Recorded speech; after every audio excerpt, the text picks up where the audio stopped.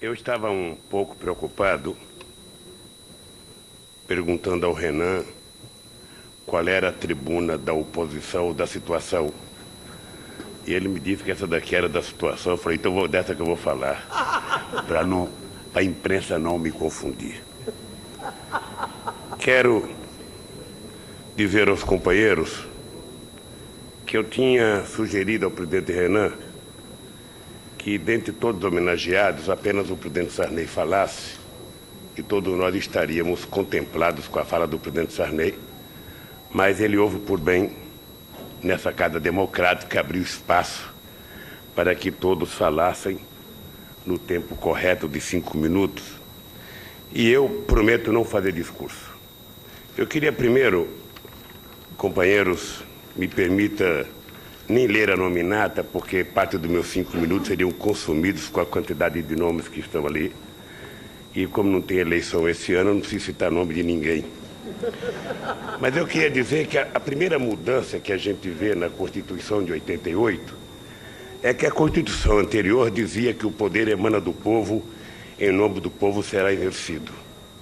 A atual Constituição, ela fala que o poder emana do povo, que o exerce diretamente ou por meio de seus representantes. Já é um avanço extraordinário que nós tivemos na Constituição.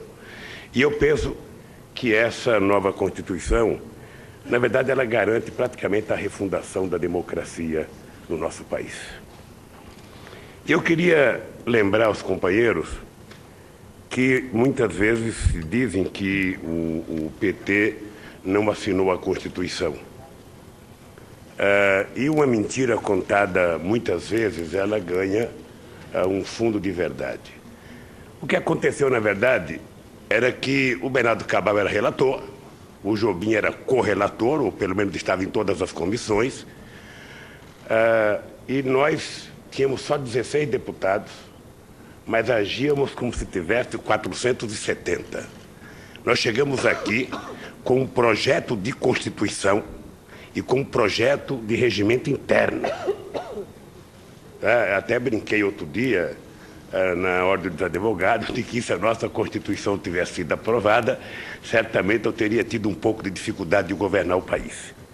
Mas o dado concreto é que nós não votamos favorável à Constituição, porque tínhamos o nosso projeto, e assinamos a Constituição porque tínhamos participado dela, como todos os demais constituintes.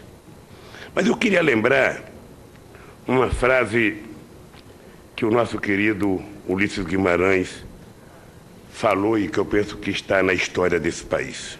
Dizia ele, abre aspas, a Constituição certamente não é perfeita. Ela própria o confessa ao admitir a reforma. Fecha aspas. Mas é importante atentar para esta parte da sua fala. Abre aspas. Quanto à Constituição, discordar, sim. Divergir, sim. Descumprir, jamais. Afrontá-la, nunca. Fecha aspas. Dizia mais ainda o doutor Ulisses Guimarães, e eu quero repetir essa outra frase dele, para homenagear, sabe, o autor da comenda e fazer jus ao que significou o doutor Ulisses Guimarães no parlamento brasileiro e na vida democrática brasileira.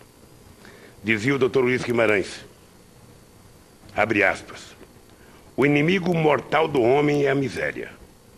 O Estado de Direito, da igualdade, não pode conviver com o estado de miséria. Mais miserável do que os miseráveis é a sociedade que não acaba com a miséria. Fecha aspas.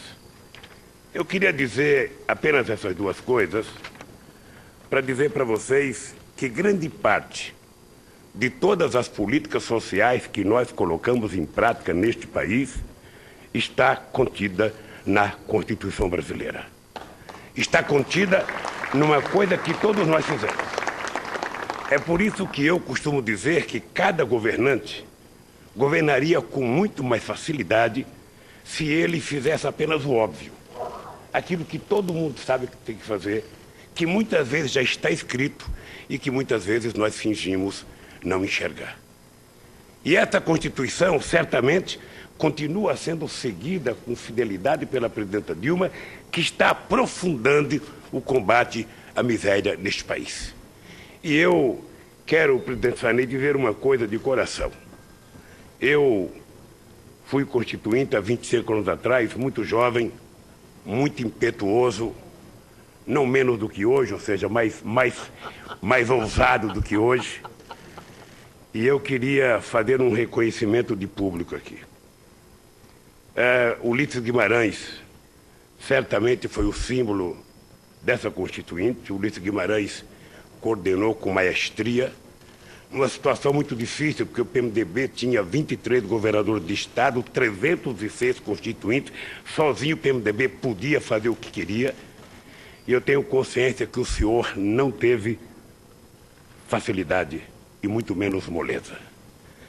E eu quero colocar a sua presença na presidência durante o período da Constituinte em igualdade de sonhos com o companheiro Ulisses Guimarães, porque em nenhum momento, mesmo quando o senhor era afrontado dentro do Congresso Nacional, o senhor levantou um único dedo, disse uma única palavra para criar qualquer dificuldade para os trabalhos da Constituinte, que certamente foi o trabalho mais extraordinário que o Congresso Nacional já viveu. Eu penso que na história deste país, se a juventude brasileira lesse a biografia do Getúlio, a 1, a 2 e a 3, se a juventude lesse a biografia do Juscelino Kubitschek e lesse outras biografias, possivelmente as pessoas não iriam desprezar a política e muito menos a imprensa iria avacalhar a política como avacalha hoje. Na hora que as pessoas tentam diminuir a imagem da política e os políticos, não há nenhum momento na história, em lugar nenhum do mundo, que a negação da política trouxe algo melhor do que a política. O que aparece sempre quando se nega a política, ou é um grupo, ou é uma pessoa praticando, na verdade, ditadura. Praticando, na verdade, políticas que não condizem com aquilo que nós acreditamos.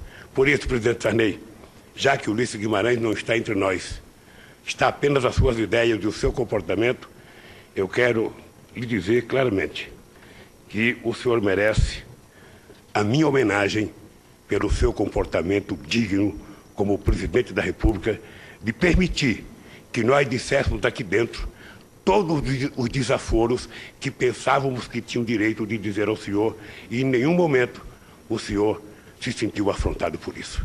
Eu acho que para chegar à presidência da República, as pessoas precisam estar preparadas para saber que não são dono do país, são apenas dono de um mandato que tem tempo de validade, hora de chegada e hora de saída. E foi assim que o senhor se comportou. Parabéns e obrigado pela medalha.